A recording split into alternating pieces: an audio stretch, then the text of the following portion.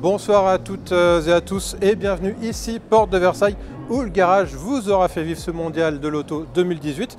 Alors le mondial touche à sa fin, il est donc temps d'en faire un premier bilan et de voir comment s'est déroulé tant du côté de l'organisation que des exposants ce mondial 2018. Pour parler de tout ça, dans cette émission, nous recevrons donc tout d'abord le commissaire général du salon, monsieur Jean-Claude Duro. Bonsoir. Bonsoir. Nous recevons également Laurence Mollion-Bernier, fondatrice du magazine Automobile. Bonsoir Laurence. Bonsoir. Également avec nous, Christophe Duchâtel, vous êtes directeur commercial de Hyundai France. Si oui, je dis pas bonsoir, de bêtises. exactement, c'est ça. Et puis, je ne vous le présente plus, mais l'indispensable Nicolas Edet. Salut Nico. Salut à tous, bonsoir. Voilà, les présentations sont faites, on se retrouve dans une poignée de secondes. Voilà, donc de retour sur ce plateau du mondial, on va rentrer tout de suite dans le vif du sujet. Jean-Claude Duro, j'ai envie de demander, on s'était vu au tout début du salon, oui. On avait pas mal discuté, on fondait beaucoup d'espoir quand même dans cette édition. Qu'est-ce qu'il en est là, juste quelques heures avant la fin? Écoutez, je crois qu'on va annoncer une bonne nouvelle. Ouais. J'attends les derniers chiffres quand même, mais ce que je peux constater hors chiffres, c'est qu'on a vu beaucoup de monde de tous les jours depuis l'ouverture, y compris le lundi, y compris mercredi. Mercredi dernier, on a eu 80% de plus de visiteurs que le meilleur mercredi d'il y a 2 ans. Et tous les exposants me disent qu'ils ont eu une affluence de visiteurs. Et je reprends l'expression de beaucoup de patrons de marques qui m'ont dit on fait un carton en termes de commandes et de prise de contact qui vont être concrétisés dans les semaines ou les mois qui viennent. Donc c'est excellent. Certains n'attendaient pas ça.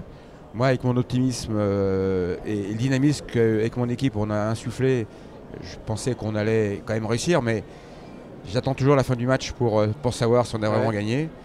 Mon passé sportif me fait dire que jusqu'à la dernière minute, il faut faire attention. Donc, mais je pense qu'il y a un enthousiasme qui s'est créé. Les visiteurs sont venus avec des yeux passionnés. L'automobile passionne toujours les gens, intéresse. Et avec toutes les nouveautés mondiales que les exposants ont présentées, avec les nouvelles technologies, je pense que ça a créé un intérêt supplémentaire aussi. Sans oublier bien sûr la moto, qui aussi, ils ont percé le plafond parce qu'ils ont eu beaucoup plus de visiteurs que le salon moto de 2015. Et c'était prévu aussi, mais bon, effectivement. Et je suis content parce qu'il y a des motards, dès le premier jour, qui m'ont dit c'est génial d'avoir un grand salon de la moto à Paris. Et cette année, un fait exceptionnel, ils ont mis l'auto avec nous. Donc je trouve que cette réflexion-là de la part de motards, c'est exceptionnel parce qu'effectivement, ils se sont intégrés l'événement et puis ils ont mis l'auto avec nous. Donc voilà. Christophe Duchâtel, vous chez Hyundai France, alors vous aviez une exposition, on va dire, très favorisée cette année puisque vous étiez dans le hall 1. À côté de la porte d'entrée, j'imagine que ça ne vous a pas desservi. Non, on n'était pas favorisé cette année, on était défavorisé les années précédentes. Non, je plaisante. Non, je peux que confirmer ce que vient de dire Jean-Claude, c'est un très bon millésime. Nous, il y avait effectivement plusieurs changements. Il y avait l'arrivée de la moto, il y avait une durée avec un week-end de moins, il y avait un changement de hall pour s'approcher du cœur du réacteur qui est effectivement le hall 1, qui est un point important. On a eu beaucoup de discussions à ce sujet et je confirme les chiffres. On a des ventes journalières en augmentation de 70 à 80%. Donc ce qu'on retrouve en visite, on le retrouve aussi en prise de commande et en prise d'adresse sur le salon. Donc pour nous, c'est un très bon millésime. Christophe a bien fait de le dire, hein, parce que à la demande des exposants, en majorité exposants, on a réduit la durée, on a enlevé un week-end. Donc j'ai pris un risque. Hein, parce que certains autres exposants me disent, avec l'affluence qu'on a eue, avec le nombre de commandes qu'on a eu, si on avait eu les 5 jours comme il y a 2 ans, alors là, on explosait tout. Donc c'est peut-être une question à reposer pendant 2020 parce que cette prise de risque, effectivement, elle ne va pas s'avérer en termes de visitorat finalement, mais en termes de commandes, ils se disent maintenant, si on finissait pas dimanche soir, mais si on avait quelques jours de plus, on aurait encore cumulé plus de commandes. C'est addictif, il faut faire attention. Exactement, c'est addictif. Et sur 3 semaines, non? La semaine prochaine, ouais. Dans 2 ans, je pourrais faire 3 semaines.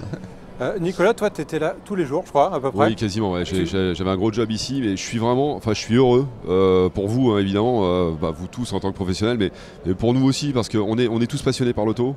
On fait ça depuis très longtemps. Moi, ça fait 18 ans que je fréquente le mondial tous les 2 ans. Pour les dernières années, je venais souvent. Honnêtement, j'ai l'impression qu'il y a plus de monde qu'avant. J'ai cette impression-là. Je vois des marées humaines en pleine semaine. J'avais pas vu ça. On venait souvent, même d'ailleurs à l'époque, sur une autre émission avec Margot Lafitte, on venait tourner en semaine pour être tranquille et avoir moins de monde que les journées presse. C'est dire, là, c'est pas possible. C'est-à-dire qu'il y a vraiment énormément de monde. Il y a une grosse fréquentation. Moi, j'ai des retours de certains constructeurs, effectivement. Ils sont très contents des prises de contact, des prises de commandes. C'est un peu. Enfin, la base du mondial, c'est aussi. Faut vendre des voitures, faut faire rêver, mais il faut aussi vendre des voitures. Quand je vois ça, moi, je me rends compte surtout qu'il y a toujours beaucoup de passionnés, contrairement à ce qu'on peut dire. Et il y a eu beaucoup de mauvaises choses qui ont été dites d'ailleurs sur le salon en lui-même. Je sais pas où. Enfin, Jean-Claude, vous le savez. J'en ai entendu. Il y a eu des détracteurs, il y a eu plein de choses. On parle des absents, etc. Mais toujours est-il que malgré les absents, il y a énormément de monde, il y a énormément de passionnés. C'est quand même cool, quoi. Enfin, je sais pas. Moi, je trouve ça bien. C'est une bonne chose. C'est positif, quoi. Laurence Moléon-Bernier. Toi, tu es ici, tu es installé juste à côté de chez nous. Donc, voilà. C'est facile. Tu as fondé un magazine qui s'appelle Automobile, donc qui s'adresse aux femmes. Oui. Cette année, je crois que les femmes avaient une place un petit peu particulière dans ce mondial. Jean-Claude Diraud pourrait le confirmer. Il y avait une session qui s'appelait Mondial Women, c'est ça? Oui, il y a une soirée, oui, Mondial Women. Alors, en quoi ça consistait exactement? Alors en fait, c'était la présentation de 12 femmes qui venaient parler de leur parcours professionnel, tant dans le monde de l'auto et de la moto, donc de la mobilité, et puis en même temps de faire passer un message aux futures générations.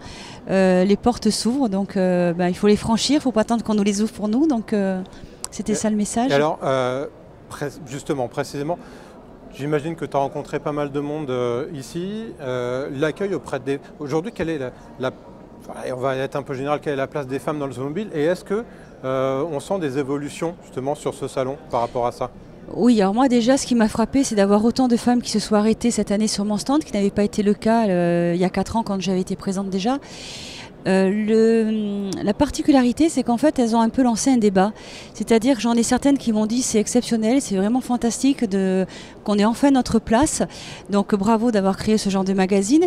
Et j'en ai d'autres qui me disent c'est pas normal, on est à l'égal de l'homme, donc il n'y a pas de raison que l'on soit à part des hommes. Donc voilà, je trouve que c'est un débat assez intéressant à lancer. C'est peut-être celle qui ne lise pas les magazines féminins aussi, parce qu'il y en a pour tout finalement des magazines féminins. Il y a des magazines féminins pour tout, et ce qui est amusant, c'est que depuis quelque temps, il y a je ne citerai pas les noms, mais il y a des magazines féminins spécial hommes. Donc la tendance est en train de s'inverser. Oui, c'est pas, faut surfer sur la vague. Voilà, c'est ça. Tant qu'on y est, on peut passer un message parce qu'il y a trop peu de femmes qui postulent pour travailler dans l'automobile. On parle des clientes, on parle des visiteuses, mais on a beaucoup de mal, nous constructeurs, à embaucher effectivement des femmes. Il y a une espèce de complexe de se dire j'ose pas postuler. Et nous, on aimerait bien avoir effectivement beaucoup plus de femmes. Par rapport aux filières aussi, est-ce que dans l'automobile, les femmes veulent se lancer dans des filières très masculines pour avoir vu. Moi, je fais un reportage une fois à l'école Esperas Barreau. Il y a des femmes effectivement qui font leur formation là-bas. C'est d'ailleurs étonnant. On apprend à fabriquer une auto de A à Z. C'est assez marrant. Mais c'est vrai qu'il y a une minorité de femmes finalement. Donc c'est pour ça que j'ai créé cette soirée-là, Mondial Women, pour que des femmes qui sont déjà dans la filière automobile ou qui vont l'aborder. On avait une petite jeune fille, un apprentissage de 17 ans. C'est qui m'a incroyable. expliqué pourquoi elle est dans la filière automobile. Parce qu'effectivement, Christophe a raison, cette filière qui se développe. La recherche et développement est la plus importante dans l'automobile que dans tout autre secteur. Et on recherche beaucoup de jeunes pour venir travailler, et des femmes. Donc cette soirée Mondial Women, elles sont exprimées. Donc il y avait des petites jeunes filles qui rentraient en apprentissage, il y avait une pilote femme, il y avait Lina Jackson, qui est quand même la patronne de la marque Citroën. Donc on voit à tout niveau, et elles nous ont expliqué leur passion, ou parfois elles sont arrivées par hasard dans la filière automobile, mais maintenant elles sont passionnées, et il y en a qui nous ont dit on ne changerait pas pour rien au monde. Donc on voulait donner la parole aux femmes, parce que, comme on a appelé cette soirée, elles sont consommatrices, parce qu'elles consomment la voiture d'une façon peut-être plus scientifique que les hommes d'ailleurs, parce que quand elles choisissent un modèle, elles regardent plus le détail technique du coffre, du confort que les hommes qui regardent le côté un peu design extérieur, etc. Mais les femmes ont un regard beaucoup plus pointu, et elles sont décisives dans le choix déjà d'une voiture. Dans 60% des cas, je crois. Il y a eu 85% certains chiffres. Il nous fallait donner la parole pour l'emploi. Alors le mondial cette année, c'était aussi la technologie. Qui dit technologie sur Watch dit aussi CES. Gary Shapiro, le grand patron du CES du City, était à Paris il y a quelques jours dans le cadre de ce mondial.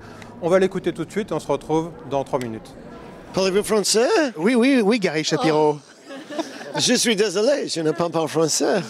Merci de faire l'effort d'être avec nous sur Watch, Gary Shapiro, président de la CTA qui organise le CES à Las Vegas, qui organise aussi à Paris, pendant le mondial de l'auto cette année, le CES Unveil Paris. Gary, why did you decide to be part of Mondial de l'Auto for CES Unveil Paris this year? We saw an opportunity to expand our show with a new partner for this year, and the great synergy between the auto industry and all the media, global media, that could come and join us and see what we have to offer here. Maybe that we can entice them as well to start attending regularly in Paris and in Las Vegas. Is there a competition between CES and the motor shows, because there are more and more cars in Vegas in January? Well, every major trade event is an opportunity to have people create business, see new things, and meet each other. It's very important we have these live experiences. At CES, we're a trade-only event. We're not a public event, so it's not like most auto shows. And what we're doing also is focusing on the entire auto ecosystem. So it's just not the final car selling it to the consumer. This is a range of products which go into the car as well as the final car itself. I think a year ago, Carlos Ghosn from Renault was having a keynote at CES. He was very happy about it. Do you have plans with him in the future? I hope so. You saw him again here a few hours ago. He was speaking at the same conference I was speaking at on Monday. Yeah. We won't know more, right? So tell us about CES Unveil Paris. It's a glimpse of what will be showcased in Vegas in January, right? Yeah, so CES Unveil Paris, this is our 7th year, and every year it's gotten bigger and better. Certainly the range of entrepreneurs from around Europe that are here, but it is a sliver. It's tiny. It's just a few hours long compared to the 4 days and the big deal in Las Vegas. But as it keeps growing, we keep on getting more interested in it, and as long as it's healthy and people are there, we'll be here. How did you see it evolve in those 7 years? Well, when we started out, it was just a small, tiny adjunct to our press event. But now it's at least as important as our press event, and it certainly attracts a lot of people, a lot of entrepreneurs that want to show products. And we'll have over 1,000 people here today. It's not open to consumers, and it's mostly very important media like you. Thank you. Do you plan to partner with a show in Paris every year now that you've done this in 2018? We have not yet even had that internal discussion. That's a decision that'll be made later. As you know, Watch will be back in January. Yes! We're very excited. This CES is going to be our best ever, because Watch, what you did with your 24-hour, that was amazing. And it was historic. And I know it's a lot of work on your part, but you're great and your team is fantastic. You work them very hard, but you're always getting those stories that are important to your viewers. And now we share the same DNA, since Watch is becoming the innovation channel. So we'll be including the Innovation Awards winners in January in Vegas. That is fabulous. It'll be very exciting. Thank you, Gary, for being on Watch as usual. Thank you, and thanks for Watch for paying attention to what we do.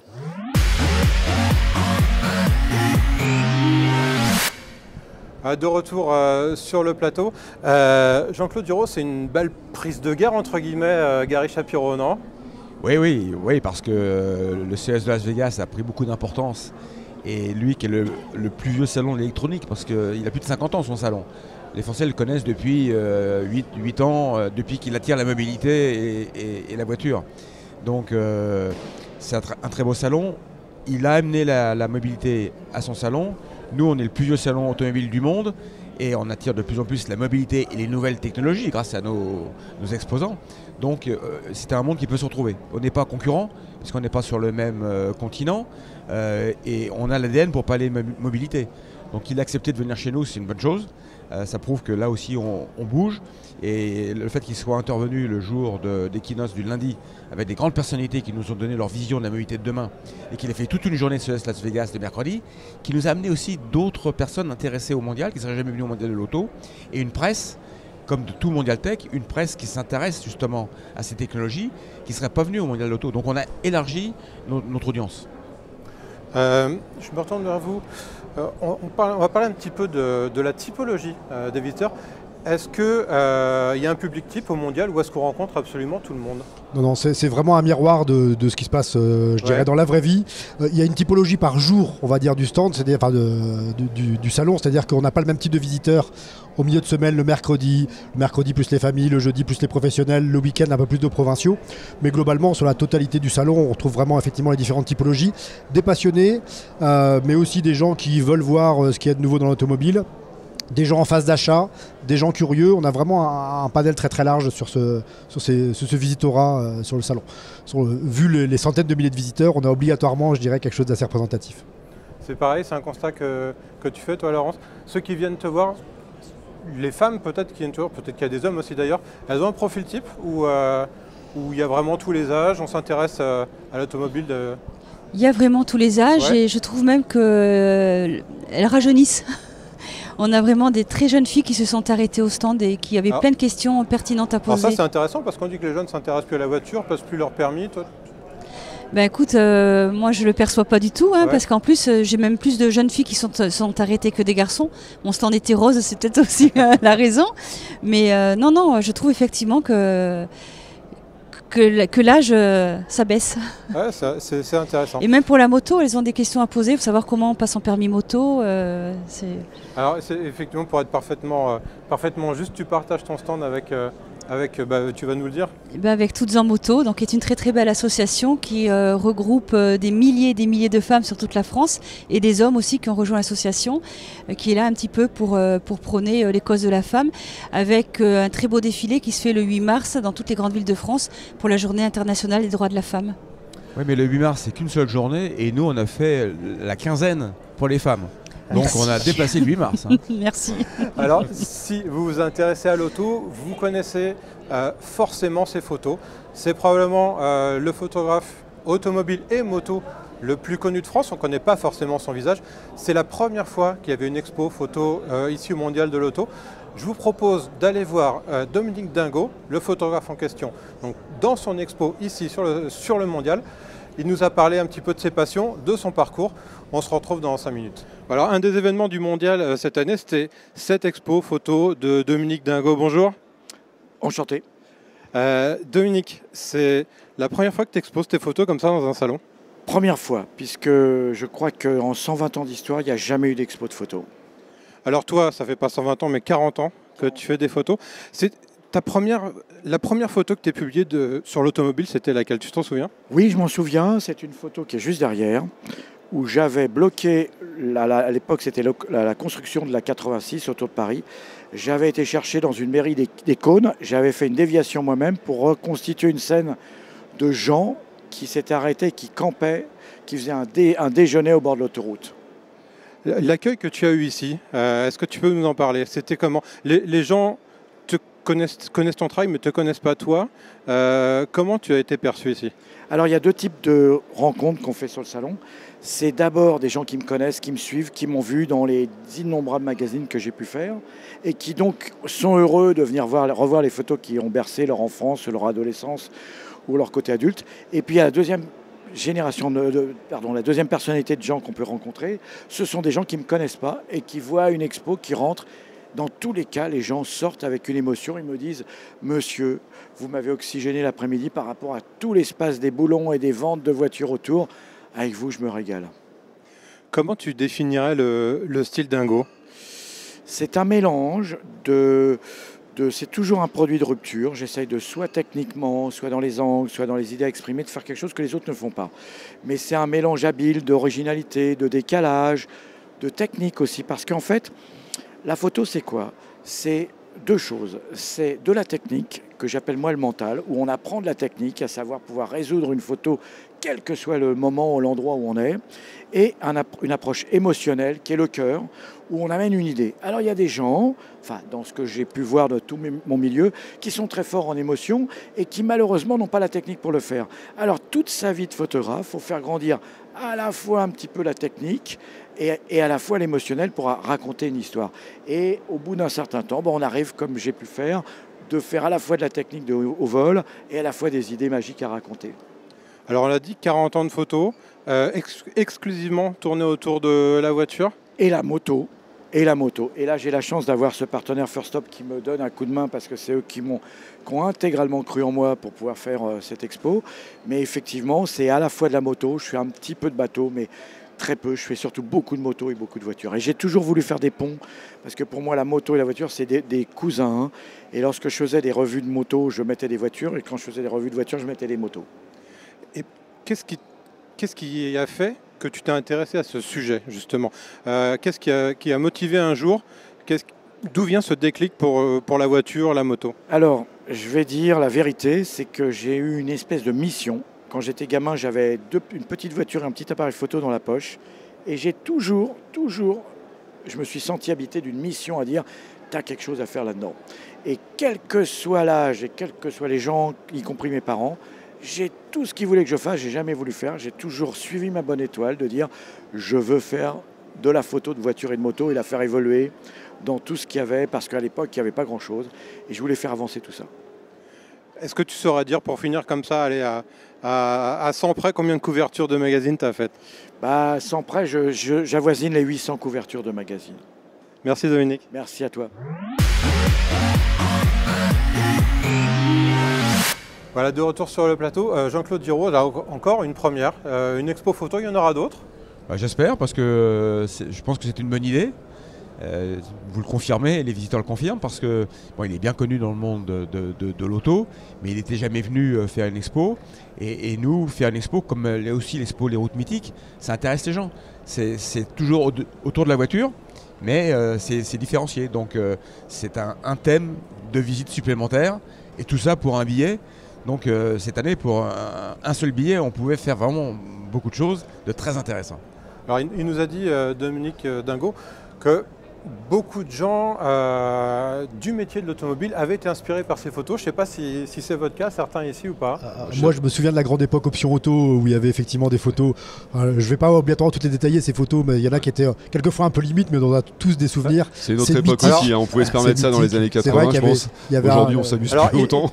Il nous l'a dit hors antenne, en interview, mais je vais quand même le dire parce que c'est rigolo. La toute première photo qu'il ait jamais faite, qui a été vendue pour l'automobile, il a fini en garde à vue 48 heures après l'avoir faite. Ouais, il avait créé une déviation lui-même sur la 86. C'est pas mal. C'est quand même, il n'y avait pas beaucoup de retouches à ce moment-là. Il n'y avait pas beaucoup de retouches, c'était de l'argentique et effectivement les voitures passaient vraiment à côté et il a été dénoncé. Mais pour vous rejoindre, c'est vrai que moi je fais partie de ces personnes qui ont grandi un peu avec en tant qu'ado à l'époque, avec ces photos, en regardant Turbo aussi quand c'est sorti sur M6, quand M6 a été créé. Et ce qui est génial dans ce métier, c'est qu'on se retrouve à côtoyer de temps en temps des personnes en faisant ce boulot. Et la première fois, je me souviens que j'ai vu Dingo, j'étais tout penaud, alors que c'était il y a peut-être 5 ans, hein, c'était récent, moi j'étais déjà dans le milieu depuis longtemps. Mais voilà, pour moi, c'était une telle icône de la photo, c'était un grand monsieur de la photo. Ouais, on est toujours un peu penaud, ouais, justement, qu'on face à des personnalités comme ça. Et nous, il nous a donné envie de faire des photos décalées aussi dans le magazine. Alors, il n'y a pas vraiment de mondial sans coup de cœur. Jean-Claude, ça va être un exercice peut-être un petit peu difficile, mais la réponse est vraiment ouverte. Si vous deviez retenir, qu'est-ce qui vous a fait le plus plaisir, soit à voir, soit finalement, alors ça peut être évidemment une voiture, mais ça peut être autre chose. Sur ce mondial, ça serait quoi? Ça va être difficile de parler pour une voiture, parce que si j'en cite une, tous les autres vont pas être contents. Non, moi ce qui me fait plaisir, c'est les yeux des visiteurs et leur passion, et ceux qui m'ont dit, me connaissant pas au départ, et quand je leur dis comment vous trouvez ce salon, oh c'est génial ce salon, etc. Donc c'est spontané, parce qu'ils ne savent pas que je suis l'organisateur, et quand je leur pose la question, des fois ils s'étonnent. Je dis moi je voudrais bien savoir qu'est-ce que vous ressentez, c'est génial. Et que les exposants me disent on fait carton plein sur les commandes, on a vu beaucoup de monde, on n'a vraiment pas perdu notre temps, on a cartonné. Je reprends l'expression qu'on m'a beaucoup dit hier quand je suis allé sur plein de stands, on m'a dit on fait carton plein. Donc ça fait plaisir, c'était ce que je m'étais dit quand au départ certains journalistes me disaient quel va être votre critère, c'est le nombre, etc. J'ai dit, bon, le nombre c'est important, mais je veux voir des gens qui ont ressenti une émotion lorsqu'ils viennent au salon et une passion. Et pour mes exposants, c'est un retour sur investissement, et s'ils sont contents, parce que c'est ça, et c'est ça que disait Christophe, s'ils prennent des commandes, etc., ils n'ont pas perdu leur temps et leur argent. Donc ça contredit aussi les absents. Ouais. On va pas parler des absents, ils ont toujours tort. Est-ce qu'on peut se mouiller en disant que le mondial pourrait rester le premier salon automobile au monde? On saura quand j'aurai les statistiques. Mais je pense que oui, pour l'instant. Bien sûr, les salons chinois vont nous dépasser un jour rapidement, mais ils ne sont pas des concurrents non plus directs parce que mes clients français, provinciaux ou européens, ils n'iront pas forcément à Shanghai pour voir leur salon. Donc on n'est pas vraiment concurrents. Je pense que d'abord on est à Paris et Paris cette année aussi a participé à la fête grâce au salon BIS, je dirais, ce centre d'essai qu'on a fait à la Concorde où les gens aussi sont venus nombreux voir les véhicules, essayer les véhicules. C'est une nouveauté aussi, encore une première. Donc ça, nul autre salon au monde pourront faire un centre d'essai à la Concorde sur une place aussi belle que la Concorde. Ça, c'est grâce parce qu'on est français, parce que c'est Paris. Mais le salon bénéficie de cette aura de Paris, car les gens préfèrent venir chez nous, voir le salon et sortir le soir ou le week-end pour voir tout ce qu'il y a à Paris ou dans les cabarets ou les restaurants, plutôt dans certaines villes, même européennes, qui font d'autres salons. Christophe Duchâtel a un petit coup de cœur. Vous avez le droit de dire ce que vous voulez, ça peut être une moto d'ailleurs, pas forcément une voiture. Le coup de cœur, c'est un peu pour cette nouvelle génération, entre guillemets, cette réinvention du salon. Je pense qu'il y en aura encore plein d'autres. Moi, je trouve ça génial qu'il y ait la moto en même temps. Je suis aussi allé faire un peu mes courses, parce que je vais bientôt changer de moto, donc message aussi. Mais non, c'est...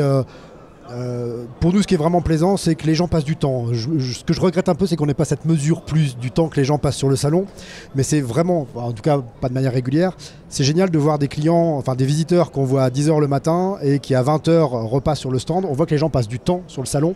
L'automobile, c'est pas un produit comme un autre. C'est un produit qu'on achète pour longtemps. C'est un produit qui a un certain investissement.